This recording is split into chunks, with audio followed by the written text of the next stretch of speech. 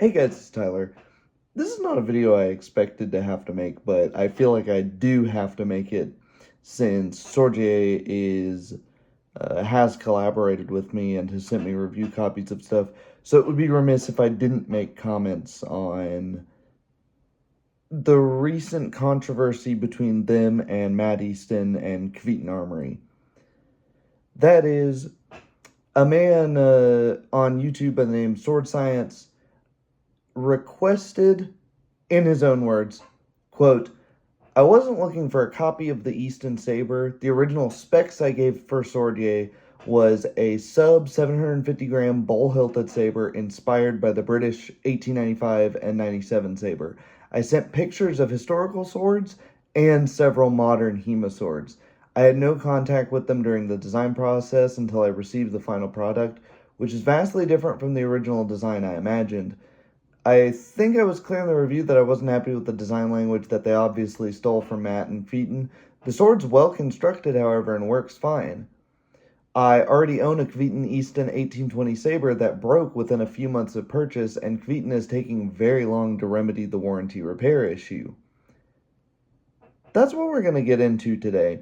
So, Matt Easton effectively says to Swordier, after Swordier reached out to him last year,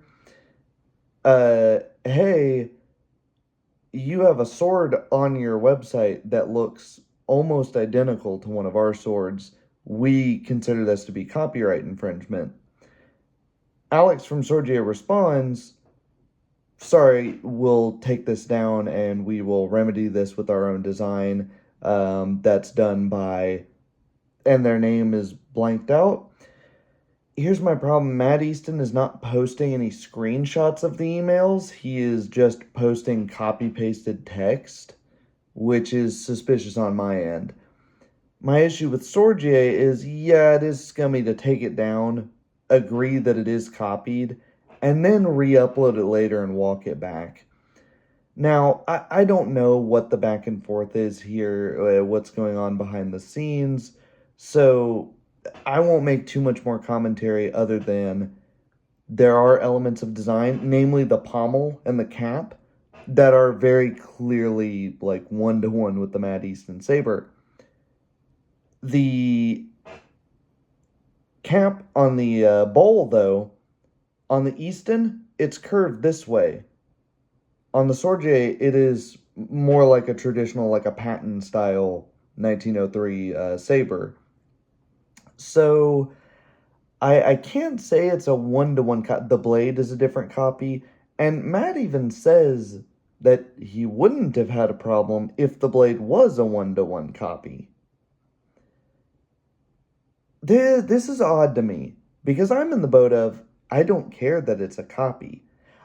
I don't like that Alex went back, on agreeing to take it down and come up with a new design. But I don't like this idea that cheap alternatives that are just as high quality shouldn't be allowed to exist because of aesthetic choices. Because that pommel design there, it's a purely aesthetic choice. It doesn't really affect the construction in any way, shape, or form. That is not something that I think we should necessarily be against, right? Especially when the company that is invented or, at least proliferated that design has these issues, such as it's breaking within a few months, and he is not the only person who's Sword Science is not the only person who's mentioned Kvetun's really slow warranty and customer service. So to hear from Matt Easton that, oh, I've heard from these Swordier reviews that, they're mediocre, they're okay here and there. I can also understand why saying that would make Swordier lash out, obviously, in return, as, well, hang on. And Swordier didn't even say this is just my saying. It kind of pot calling the kettle black here if you're talking, oh, their heat treatment's not as good as ours, when I've seen Kvetun sabers and I've seen this stuff break in person. I've seen stuff break in the tang. I've seen all sorts of issues with it. I wish we would just be honest about this is the nature of spring steel. This is the nature of heat treating these sort of materials. Sometimes you will naturally get one that doesn't work. And Swordier has also been very open and honest in general that they are experimenting with this. They don't exactly know what they're doing as far as the European stuff goes, and they're flying by the seat of their pants, trying new stuff out, which is why they reach out to, well, little channels like me, all the way up to guys like Matt Easton who have a lot of reach. So on that, I'll read some other comments on the note of that before I get into what my own opinion is here. Curtis Yarborough 8547 says, to be fair, I ordered an Easton Sabre Mark III from Kvetun in August of last year, 2024, with a promise date of May 2025. In May 2025, last month, this is being filmed June 1st, I got an email from Kvetun saying that if I still wanted it, to reorder and prepay, and they hope to get it done by the end of summer. I did not reorder, as I waited 8 months to be told to wait another 4 to 5 more months. So if someone else is making the Mark III, at least it's now actually being produced. Kvetun really didn't handle whatever crisis they had very well, and I'm no longer interested in buying from them. Another comment from Blee Blah Blub 9590. The Chinese have no cultural background for the concept of intellectual property. They view imitation as a genuinely good practice. Historically, it was seen as a practice that elevated the society as a whole. My addition, think the rising tide floats all ships. If one farmer produces more crop using a certain trick, then all farmers use that trick. More food and therefore a better standard of living. However, this view completely negates the cost of development and doesn't realize that it leads to the bandit's dilemma. Certain ventures are never tried and economic growth never realized because the innovator is the only one not profiting off the new technology, so they don't even attempt it. There's a reason why China, despite a large growing scientific community, is lacking behind the Western world, and in some aspects even Korea and Japan in scientific breakthroughs.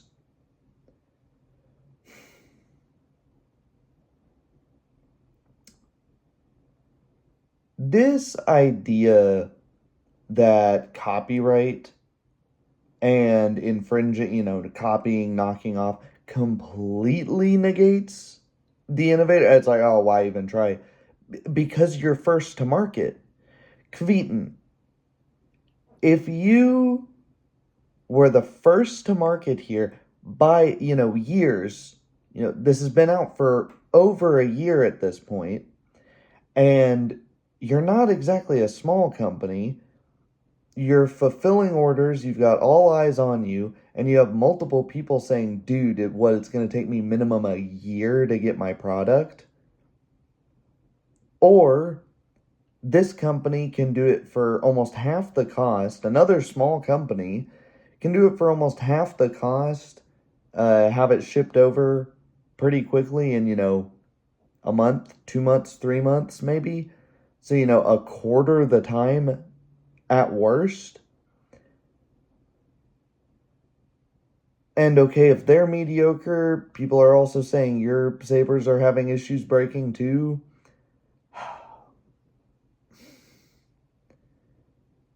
There is a real point to what Alex says when, if we did copy it and people are still buying ours over yours, it sounds like you guys didn't work hard enough. Or you screwed up somewhere. It happens. That is a harsh saying, and it sounds like a very sorry not sorry apology, which it is, but that's the reality of it, right? If I make, the first car that had windshield wipers, and I come up with the great idea of windshield wipers, like the guy did, but you don't own the manufacturing. You don't have any means to market it. You don't have any means to... All you have is an idea. Obviously, Kvetun and Matt Easton have more than just the idea, but there are so many flaws in the execution of that, of actually getting it to people. of what use is the idea, right? Limited, right? So their innovation is not necessarily in the design itself, but what they're bringing to market. Great, you came up with the design, it's fantastic. The people who wanted it early on put their orders out for it, they bought it. Once they start seeing the problems, they didn't buy it. So there is now going to be a schism in the market between people who are buying Swordier because it's much cheaper. The quality it's really solid from everything I've seen, barring some, QC issues here and there, which is going to happen with new products. But let's say that that's the same with Kvetun, also having QC issues, and it gets to you way faster. Versus the people who say, well, I am willing to pay more and wait 4 times as long for the product that is original. I'm paying for the originality. As for me, um, I don't particularly care about originality. Originality can be a good factor. It can be a good thing. I like being able to have the thing, right? Uh, I, in many places, would technically live at the poverty line, like right above it. And I love this hobby and I want to share it with as many people as possible. Matt often talks about, the sort of gatekeeping stuff, and other guys in the hobby often talk about gatekeeping, but they never talk about the cost of things being gatekeeping. That's really telling. It's very ivory tower, and obviously I'm biased, he's biased, everyone has their own biases. Um, I can readily say I don't have a product that could be copied by someone else. And I can also readily say that everything I do, I show you how I do it. I teach, I try to share things, right? I don't keep secret techniques in my HEMA classes or MMA classes. No, I try to show everything that I'm doing. If I develop a technique, I want as many people to see that technique as possible. If I change the design, I want as many people to share that design as well, right? If it gets more people into HEMA, it's not a fixed slice of the economy anymore, right? If more people can get into it because somebody's making what I make for cheaper, well then okay, more people then see the higher end. We can diversify and make our quality, stand out, our products stand out more as we do it at a higher quality. But right now, there's so much that China's just kicking our ass in because they do stuff cheaper. They don't have to navigate this, um, you know, what it is, honestly, it's cool. Have honor and be broke. I'm sorry. I'm not going to be broke, right? I'm already broke. I already don't have a ton of money. I'm already in the red out plumbing bills, paying for a wedding. So if the ultimatum is be honorable and spend your monthly income on a single hobby, then I'm not going to be honorable. I'm not going to quit doing the hobby. Um, if that's your idea of honor, right? So too long didn't watch. If you skip to the end, I wish Swordier would have gone about it in a different way, but it. I hope they take it down and change the design a bit more. It's also unfair to say that the design is 1-to-1 because I immediately noticed that the cup is it's facing in the entire opposite direction at the end, so the hand protection is not the same. The blade is not the same. It's literally just that little pommel cap at the end is pretty much it. Even still, I wish they were straightforward. And I wish Matt Easton would not be so flippant about the quality of their products when the quality of Kvetun's products is not spotless either. And I wish he would touch on the price range. I wish these dudes with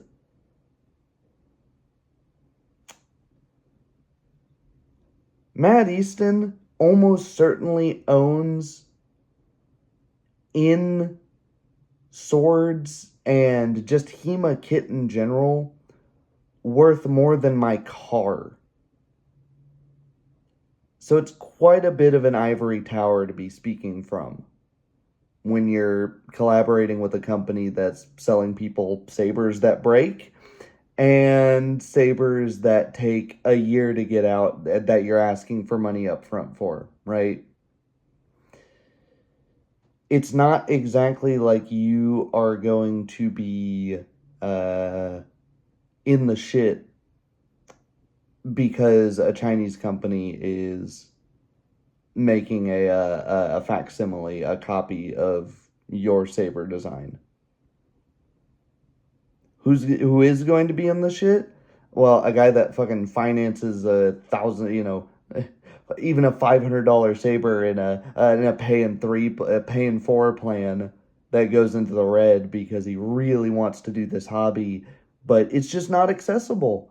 It's not accessible because it's all European dudes with insanely high labor rates and insanely high shipping costs and value added tax, and you should be complaining about your local governments.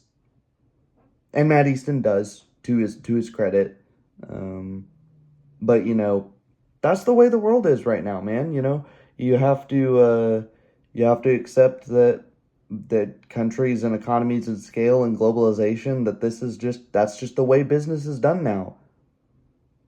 If you want guys like me that are in the bottom half of earners to be into HEMA, to be into any hobby, that's what these guys do. They make it possible for us to engage in a hobby, right?